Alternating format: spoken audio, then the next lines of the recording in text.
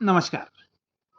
आज हम जिस क्रिया के बारे में बातें करेंगे, वह योग में कपालभाति क्रिया के नाम से जानी जाती है।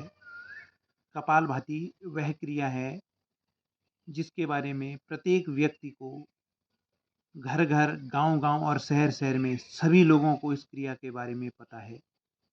यह अलग बात है कि वह क्रिया गलत करते हों या सही करते हों, लेकिन जिसने भी योग का नाम सुना होगा, उसको कपालभाति क्रिया के बारे में अवश्य पता होगा।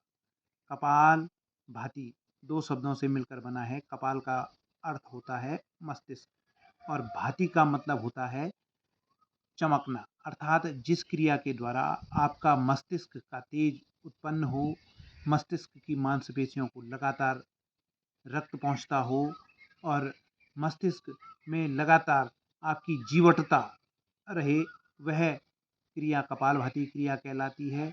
कपालभाति क्रिया उन लोगों को नहीं करनी है जिनको उच्च रक्तचाप हो, जो हृदय के पेशेंट हों और जो गर्भवती महिलाएं हों, उनको ये क्रिया नहीं करनी है। बाकी सामान्य जितने भी लोग हैं, बच्चे हैं, वह इस क्रिया को अवश्य करें।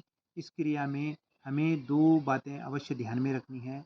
एक तो क्रिया जब हम स्टार्ट करें, प्रारंभ करें, तो 1 सेकंड में 1 स्ट्रोक ही हम करेंगे, इससे अधिक हम नहीं करेंगे। बहुत तेज़ी से हम कपालभाति को नहीं करेंगे।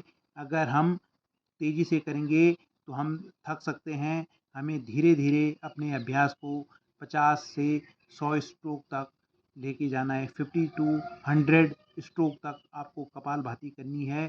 कपालभाति के लिए जैसे मैंने पहले भी कहा है कि जिन लोगों को उच्च रक्तचाप है, जिनको हृदय की समस्याएँ हैं या जिनको गर्भवती जो महिलाएँ हैं, उनको यह क्रिया अवॉइड करनी है, उनको नहीं करनी है। बाकी सभी लोग इस क्रिया को करें।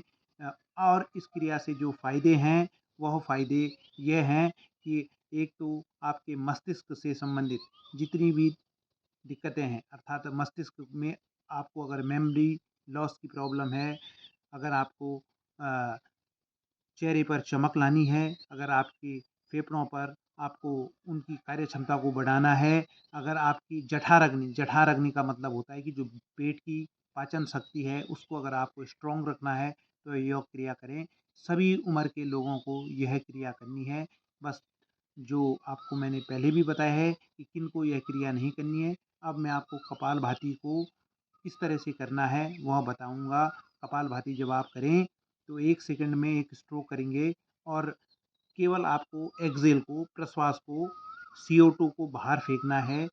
ऑक्सीजन को अंदर लेते हुए आपको किसी भी प्रकार का जोर नहीं लगाना है। जब आप श्वास बाहर फेंकेंगे, तो प्रत्येक एक्सहेल के साथ आपका पेट अंदर की तरफ जाएगा। जिस प्रकार से बैलून से हवा निकलती है और बैलून सिकुड़ जाता है, उसी प्रकार से आपका पेट कपालभाति क्रिया में अंदर की तरफ जाना चाहिए। अब हम क्या करेंगे, जब हम कपालभाति करेंगे, तो किसी भी सुखासन में बैठकर दोनों हाथों पर बार-बार इस मुद्रा का मैं ज़िक्र करता हूँ, यह मुद्रा हृदय मुद्रा है।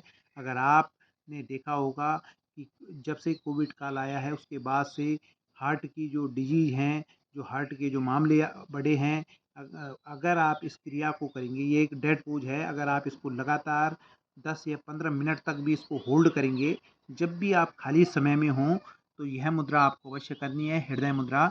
फर्स्ट फिंगर को बेंड करके अंगूठे के नीचे और 2 फिंगर आपकी अंगूठे के ऊपरी हिस्से पर लगा दें। उसके पश्चात किसी भी सुखासन में बैठकर आपको केवल एक्सहेल करना है। मैं आपको क्रिया को बता देता हूँ और फिर उसके बाद आपको यह क्रिया रिपीट करनी है।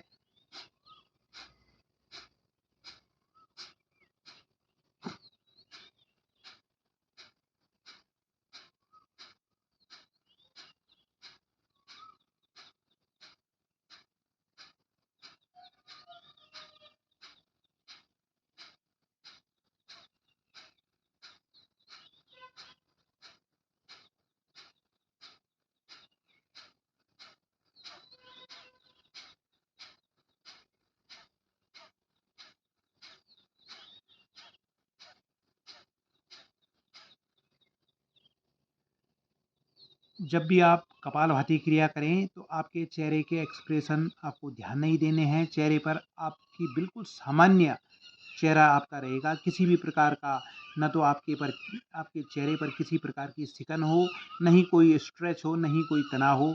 तो यह क्रिया आप अवश्य करें। कपालभाति क्रिया हाई बीपी, हृदय रोग और गर्भवती महिलाओं को यह क्रिया नहीं करनी है। बाकी सभी उम्र के लोगों को, सभी उम्र के जो लोग हैं, विशेषकर बच्चे हैं, जो 50 और 45 के बीच के जो लोग हैं, उनको अवश्य ये क्रिया करनी है, बच्चों को करनी है। बाकी सभी उम्र के लोग ये कर सकते हैं। आशा है आप लोगों को कपालभाति क्रिया के बारे में काफ़ी जानकारी मिली होगी।